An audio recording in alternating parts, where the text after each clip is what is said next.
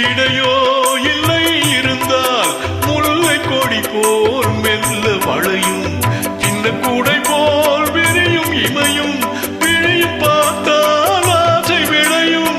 அந்த பூமகள் திருமுகம் மேலே குளிர் புன்னகை வருவதினாலே நிலவோ மலரோ எதுவோ நான் பார்த்ததிலே அவள் ஒருத்தியைத்தான் நல்ல அழகி என்பேன், நல்ல அழகி என்பேன்.